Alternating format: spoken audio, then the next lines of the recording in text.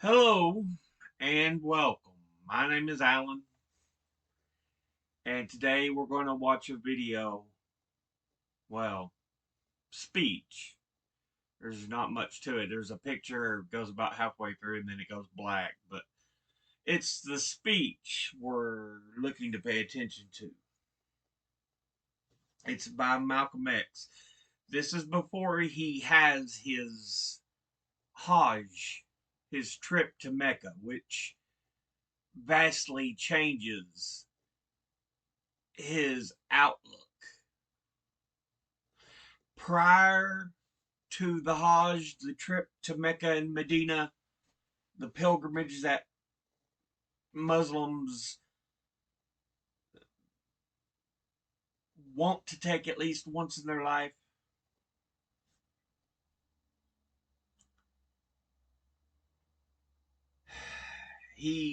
prior to that he only knows of Islam based on uh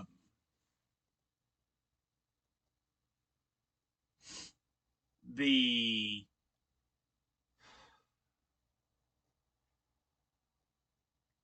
I think they call him Father Muhammad, or I'm not sure. Muhammad of the black Muslims, the nation of black Islam.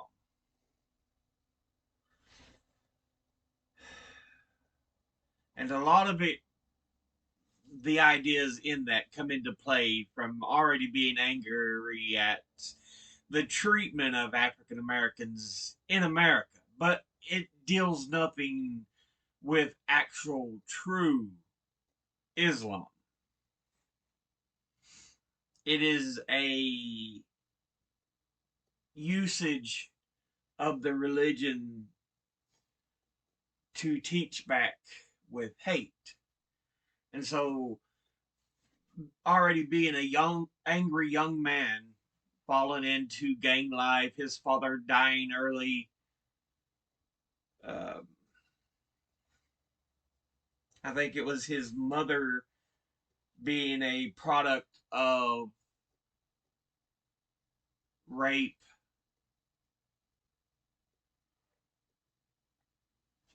by a slave master. If I can remember the book right, I've read the autobiography. I'm trying to recall off the top of my head. But yeah, he's already angry with the great deal of racism that exists. But he falls under the teachings of Elijah Muhammad. That's his name. Not Father Muhammad. It's Elijah Muhammad and the black Muslims,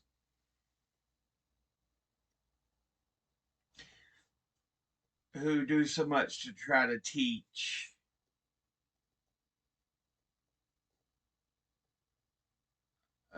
black nationalism.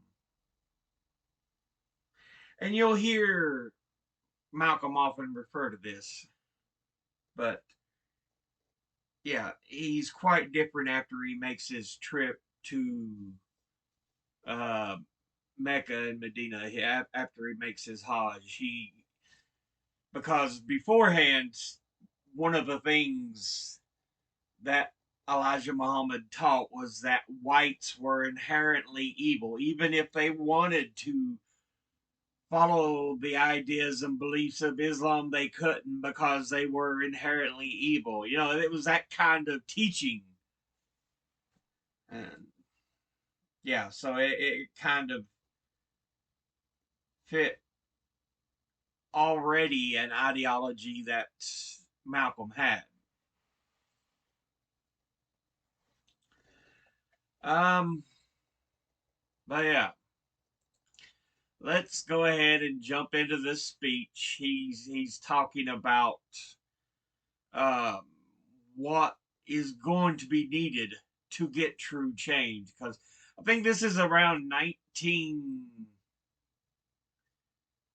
See, uh, maybe 60, 56, something like that. I know he's talking about an election year, and he's saying it's either the ballot or the bullet. But yeah, let's jump into this.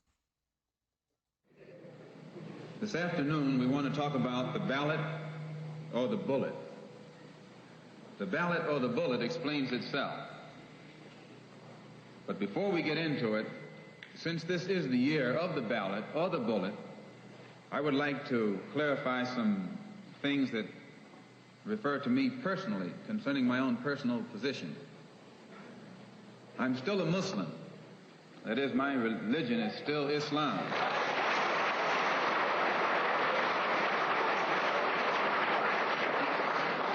My religion is still Islam.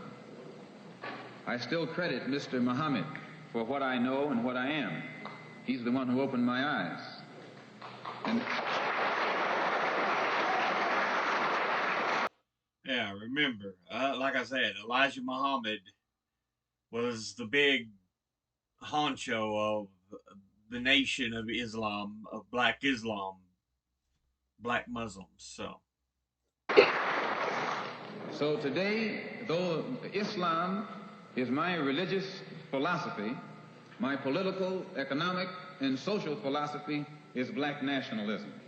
You and I... So yeah, see, he's still believing in black nationalism, but this is before the Hajj, before he realizes, no, that's not what Islam teaches. Islam's about peace and brotherhood, a belief in a higher power.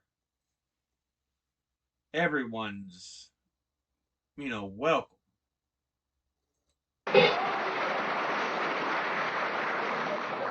As I say, if we bring up religion, we'll have differences, we'll have arguments, we'll never be able to get together. But if we keep our religion at home, keep our religion in the closet, keep our religion between ourselves and our God, but when we come out here, we have a fight that's common to all of us against the enemy who is common to all of us. Whether you are a Christian or a Muslim or a nationalist, we all have the same problem. They don't hang you because you're a Baptist, they hang you because you're black.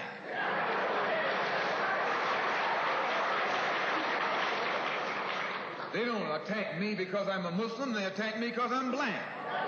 They attack all of us for the same reason. All of us catch hell from the same enemy. We're all in... Again, you can see the issue here. He's not wrong on what he's talking about. In the end, it has nothing to do with the faith or anything like that. It's a hate of another just for the color of their skin. Lynchings happened because a person was of a certain color. If a white man and a black man commit the same crime, who do you think is going to be lynched? It's not both of them. But again, he hadn't fully had the chance to have his eyes opened by the Hajj he does take.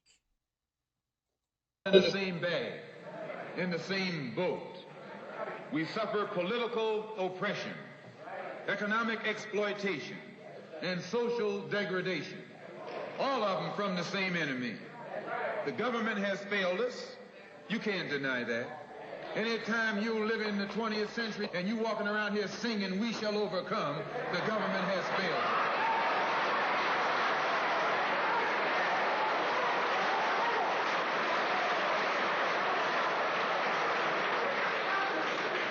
This is part of what's wrong with you. You do too much singing.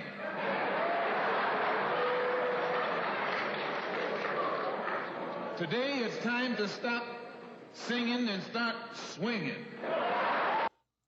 Think about that. You know, the spiritual,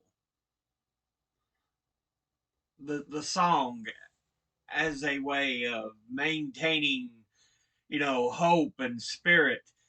It has a huge place in African American history and culture. And even in the age of Jim Crow, it had a big part. If you listen to any of the uh, Testament of Hope pieces I read from the Testament of Hope book, or if you watched any of the pieces I have on that I'm currently going through for Autobiography of a Freedom Rider, that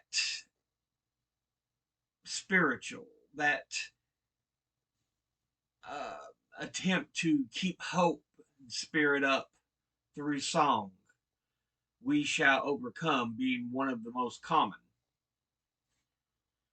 It has a huge place. But here, again, an angry Malcolm X, one who's still, uh, you could say, pro violence, is saying, hey, stop singing, start swinging. It's the ballot or the bullet. He uses a lot more threatening uh, tone.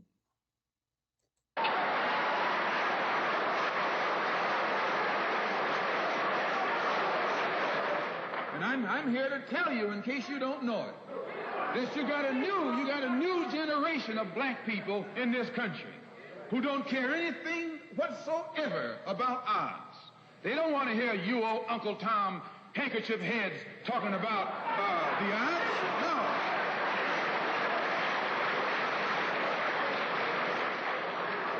This is a new generation. If they're going to draft these young black men and send them over to Korea or South Vietnam to face 800 million Chinese,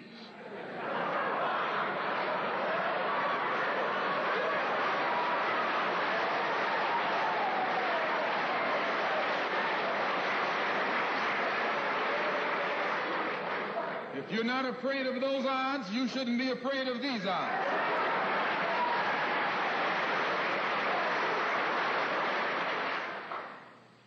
And when I speak, I don't speak as a Democrat or a Republican, nor an American. I speak as a victim of America's so-called democracy. You and I have never seen democracy. All we've seen is hypocrisy.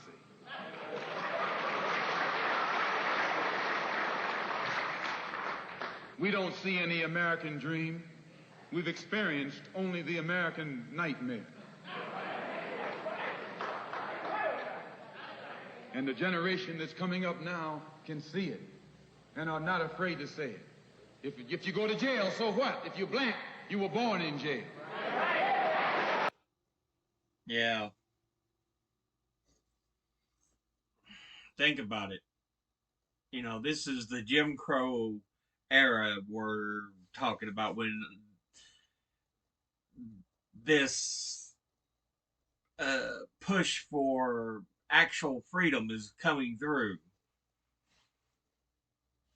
Whether it be on the side of nonviolent action, such as Dr. King, or on the side of the willingness to violently push for freedom, such as Malcolm X. And you have different groups and different leaders in between. Marcus Garvey, Stokely Carmichael. It's,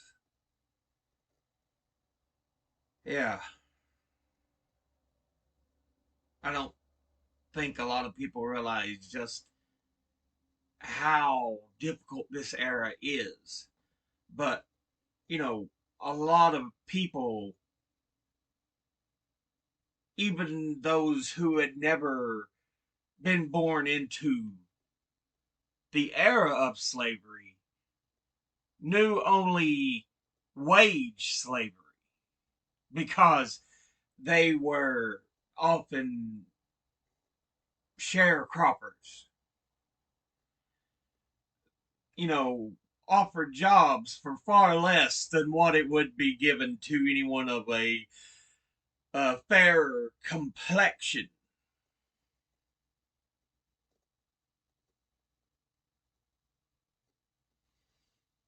But yeah.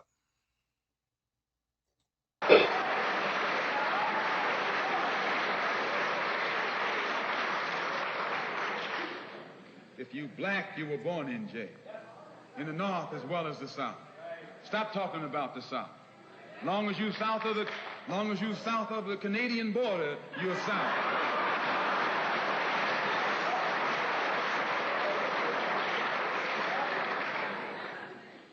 This is why I say it's the ballot or the bullet. It's liberty or it's death. It's freedom for everybody or freedom for nobody.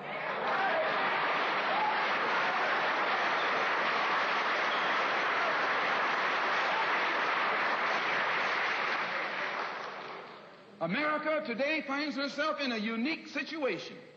Historically, revolutions are bloody. Oh, yes, they are. They haven't never had a bloodless revolution or a nonviolent revolution. That don't happen even in Hollywood.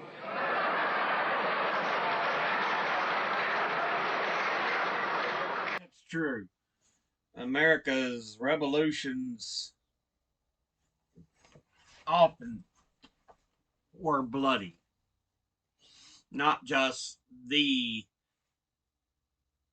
American Revolution, where the colonies fought for their freedom from Great Britain, but the Civil War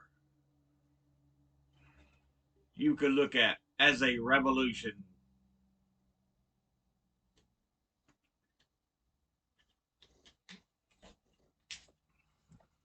Or attempt at a revolution.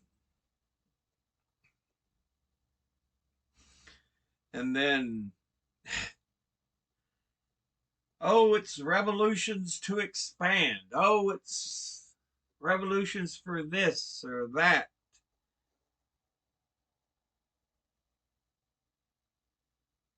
But it seems like always there has to be somebody whose blood has to be shed for that progress to be made.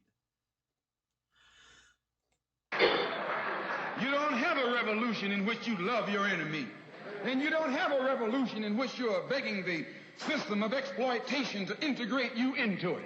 Revolutions overturn systems. Revolutions destroy systems. A revolution is bloody. But America is in a unique position. She's the only country in history in a position actually to become involved in a bloodless revolution. All she's got to do is give the black man in this country everything that's doing. Everything.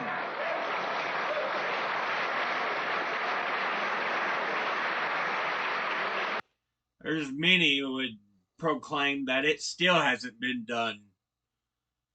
That, the African American hasn't been given what is due them for the 400 plus years of slavery and theft endured at their hands and all their ancestors' hands.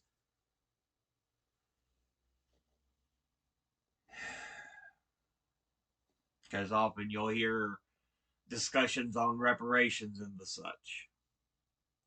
I hope that the white man can see this, because if you don't see it, you're finished. If you don't see it, you're going to become involved in some action in which you don't have a chance. We don't care anything about your atomic bomb. It's useless, because other countries have atomic bombs. When 2 or 3 different countries have atomic bombs, nobody can use it. So it means that the white man today is without a weapon. If you want some action, you got to come on down to earth. And there's more black people on earth than there are white people on earth.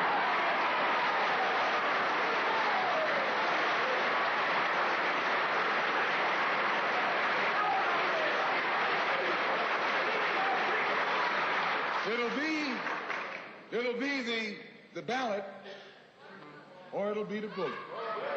It'll be liberty, or it'll be death. And if you're not ready to pay that price, don't use the word freedom in your vocabulary.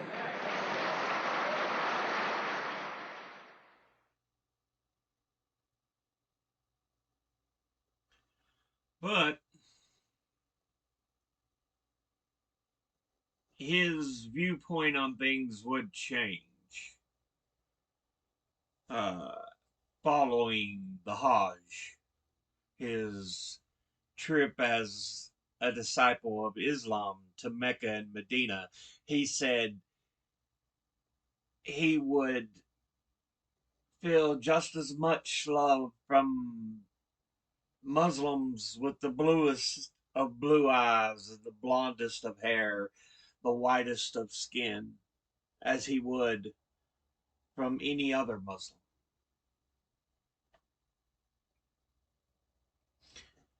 He would realize it's not necessarily the race that causes, the white men in America to act that way. And he would take a very different ideology. Of course, he wouldn't live very long thereafter. He would be murdered.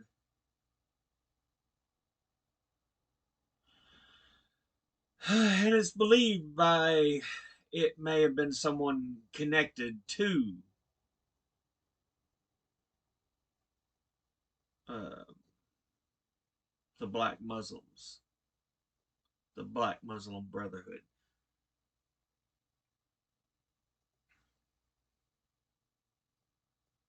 Because after he'd had his Hajj, Malcolm X would push back on Elijah Muhammad.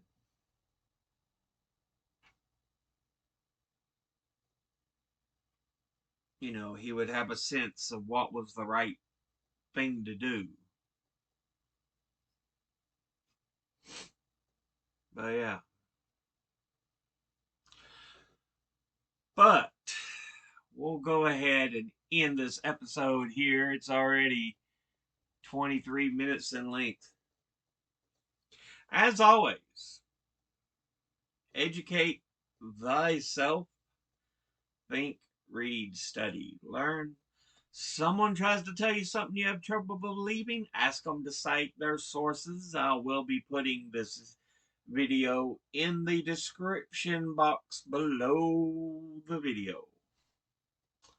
See you all on the next one. Until then, later.